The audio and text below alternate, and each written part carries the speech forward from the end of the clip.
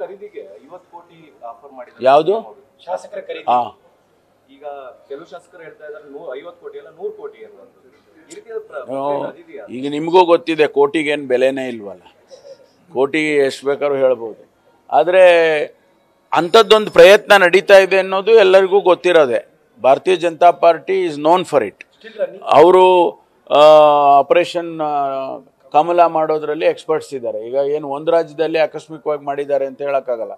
ಮಹಾರಾಷ್ಟ್ರದಲ್ಲಿ 42 ಜನನ ಕರ್ಕೊಂಡೋದ್ರು, ನಮ್ಮ ರಾಜ್ಯದಲ್ಲಿ 17 ಜನನ ಕರ್ಕೊಂಡೋದ್ರು, ಗೋವಾದಲ್ಲಿ ಮಾಡಿದರು, ಆಮೇಲೆ ಮಧ್ಯಪ್ರದೇಶದಲ್ಲಿ ಮಾಡಿದರು. ಈ ರೀತಿ ಅವರು ಎಲ್ಲ ಅದೊಂದು ಎಕ್ಸ್ಪರ್ಟೀಸ್ ಆಗಿಬಿಟ್ಟಿದೆ ಅವರಿಗೆ. ಅದಕ್ಕೆ ಇಲ್ಲಿ ಆ ಥರದ್ದು ಮಾತುಗಳು ಆಡ್ತಾ ಇದ್ದಾರೆ.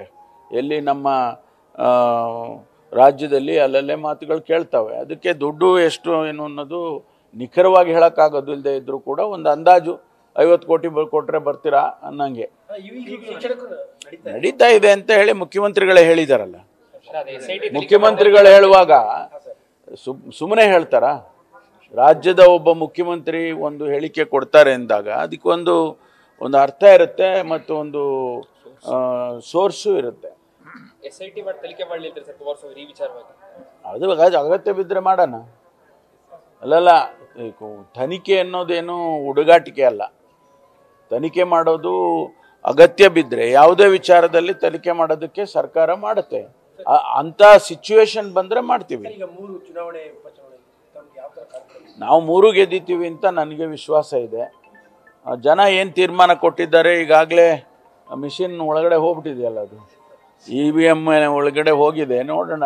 ನನಗೆ 3 ಗೆದ್ದಿತೀವಿ ಅಂತ ಒಂದು ಆತ್ಮವಿಶ್ವಾಸ ನನಗಿದೆ.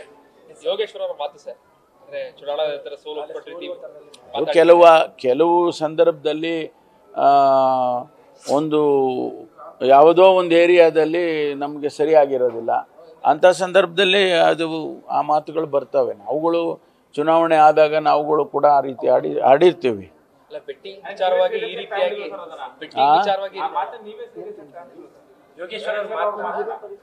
ನಾವೆಲ್ಲ ಸೀರಿಯಸ್ ಆಗಿ ತಗೊಂಡಿದೀವಿ. ಅದಕ್ಕೆ ಹೇಳ್ತಾ ಇರೋದು ಗೆದ್ದಿತೀವಿ ಅಂತ. ಅಲ್ಲ ಸರ್, ಎಲ್ಲೋ ಒಂದ್ ಕಡೆ ಬೆಟ್ಟಿಂಗ್ಗೋಸ್ಕರ ಈ ರೀತಿ ಹೇಳಿಕೆಗಳು ಕೊಟ್ಟರು ಅನ್ನೋದು ಅದು ಗೊತ್ತಿಲ್ಲ ನನಗೆ. ಆ ಮಾಹಿತಿ ನನ್ಗೆ ಗೊತ್ತಿಲ್ಲ ಸರ್. ಈಗ ಸರ್ ಮುಖ್ಯಮಂತ್ರಿಗಳು ಹೇಳ್ತಾ ಇದ್ದಾರೆ, ನನ್ನ ಟಚ್ ಮಾಡಿದ್ರೆ ಜನ ಹೋರಾಟ ಮಾಡಕ್ಕೆ ಸಿದ್ಧರಾಗ್ತಾರೆ. ನೋಡಿ,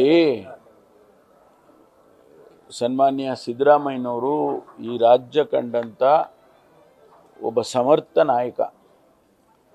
ಅವ್ರ ಮೇಲೆ ಅಪಾದನೆಗಳು ಮಾಡೋದು, ಮತ್ತೊಂದು ಮಾಡೋದು ಅದು ಬೇರೆ ವಿಚಾರ. ಆದರೆ ಒಬ್ಬ ಸಮರ್ಥ ನಾಯಕ ಈ ರಾಜ್ಯದ ಆಡಳಿತವನ್ನು 5 ವರ್ಷ ಸಮರ್ಥವಾಗಿ ಮಾಡಿ ಈಗ ಅವರು ಒಂದು ಒಳ್ಳೆಯ ಆಡಳಿತವನ್ನು ಕೊಡ್ತಾ ಇರ್ತಕ್ಕಂಥ ಸಂದರ್ಭದಲ್ಲಿ ಬಹಳ ಜನಕ್ಕೆ ಒಂದು ರೀತಿ ಅಸಮಾಧಾನ ಇದೆ. ಭಾಳ ಜನಕ್ಕಿದೆ. ಭಾರತೀಯ ಜನತಾ ಪಾರ್ಟಿಯವ್ರಿಗಿರ್ಬೋದು, ಜನತಾ ದಳದವರು ಇರ್ಬೋದು, ಆ ಥರದ್ದೆಲ್ಲ ಮಾತುಗಳನ್ನು ಆಡ್ತಾರೆ. ಆಗ ಜನ ಏನು ಮಾಡ್ತಾರೆ ಅಂಥ ಸಂದರ್ಭದಲ್ಲಿ? ಮೈಸೂರಿನಲ್ಲೇ ಜನ ಏನು ಮಾಡ್ಬೋದು? ಅದಕ್ಕೋಸ್ಕರ ಅವರು ಆ ಮಾತು ಹೇಳಿದ್ದಾರೆ. ಅದೆಲ್ಲ ಮಾಡ್ಕೊಳ್ಳಿ, ಅವ್ರು ಯಾರು ಬೇಡ ಅಂದಿದ್ದಾರೆ? ಅವ್ರೇನು ನಮ್ಮನ್ನು ಕೇಳಿ ಮಾಡ್ತಾರಾ?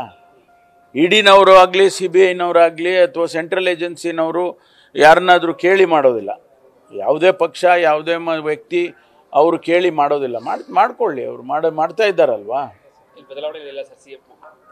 ಯಾರು ಹೇಳಿದ್ದು? ಯಾರ ಬದಲಾವಣೆ ಮಾತೇ ಯಾರು ಆಡಿಲ್ವಲ್ಲ.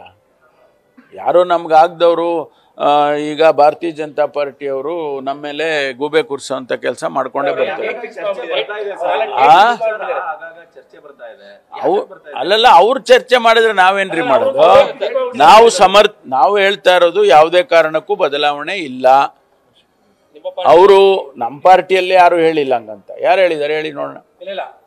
ಬಿಜೆಪಿಯವರು, ಬಿಜೆಪಿಯವರು ಮಾಡ್ಕೊಳ್ಳಿ. ಬಿಜೆಪಿಯವರು ವಿರೋಧ ಪಕ್ಷದವರು, ಅವ್ರು ಅದನ್ನೇ ಹೇಳೋದು. ಇಲ್ಲ ನಾವು ಚೆನ್ನಾಗಿ ಕೆಲಸ ಮಾಡ್ತೀವಿ ಅಂತ ಹೇಳ್ತಾರಲ್ಲ, ಮಾಡ್ಲಿ. ಅವ್ರು ನೋಡೋಣ, ಆ ಡೇಟ್ ನೋಡೋಣ ಬಿಡಿ. ನ್ಯೂಸ್ ಫಸ್ಟ್, ನಿರ್ಭೀತಿಯಿಂದ ನಿಮ್ಮ ಪರವಾಗಿ.